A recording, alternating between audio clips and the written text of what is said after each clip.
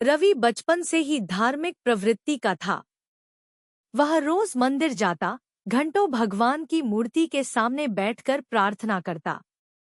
लेकिन उसके मन में हमेशा एक सवाल उठता, अगर ईश्वर सच में है तो सामने क्यों नहीं आते।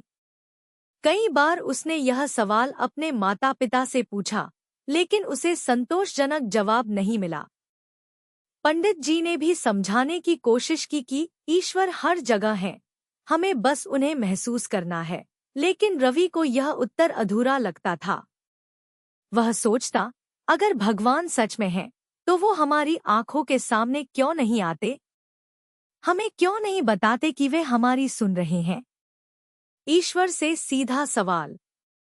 एक दिन रवि ने तय किया कि वह भगवान से सीधा यह सवाल पूछेगा।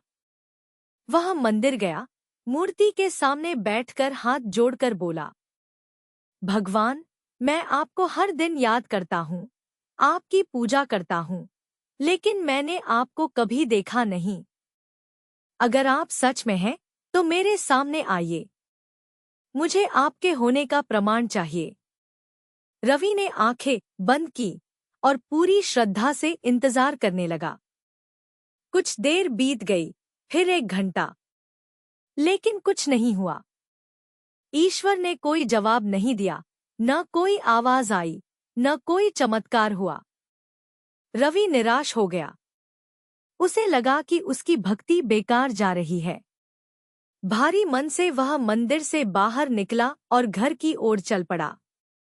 जैसे ही रवि सड़क पर पहुंचा, उसने देखा एक बूढ़ा आदमी सड़क किनारे बैठा ठंड से कांप रहा था। उसके पास कोई गर्म कपड़ा नहीं था और वह थर-थर कांप रहा था। रवि ने सोचा, काश भगवान होते तो इस बुजुर्ग की मदद जरूर करते। आखिर भगवान है तो उन्हें इस हालत में क्यों छोड़ा। थोड़ी दूर जाने पर रवि ने देखा, एक छोटा बच्चा भूखा बैठा था, उसकी आंखों में आंसू थे।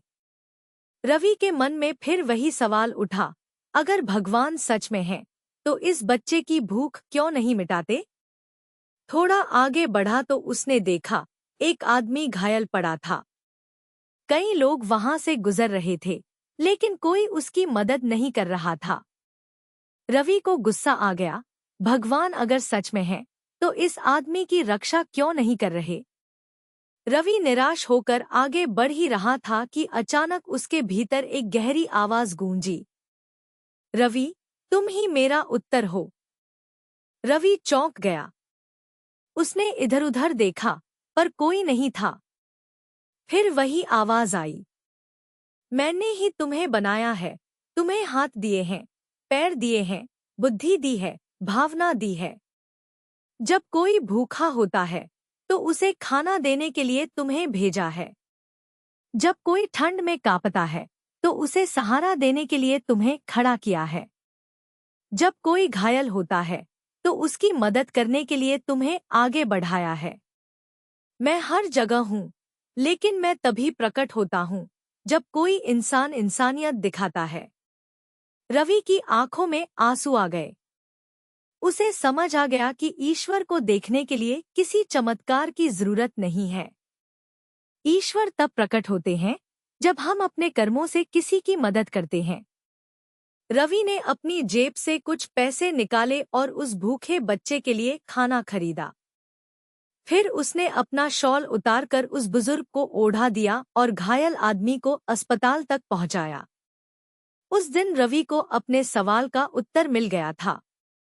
ईश्वर सामने नहीं आते, क्योंकि वे हर जगह पहले से ही मौजूद है, हमारे भीतर, हमारे कर्मों में, हमारी इंसानियत में। अब सवाल यह नहीं है कि ईश्वर सामने क्यों नहीं आते। सवाल यह है, क्या हम उन्हें देखने के लिए तैयार हैं? आप इस बारे में क्या सोचते हैं? अपनी राय कमेंट में दें और ऐसे ही प्रेरणादायक कहानियों के लिए चैनल को सब्सक्राइब करें।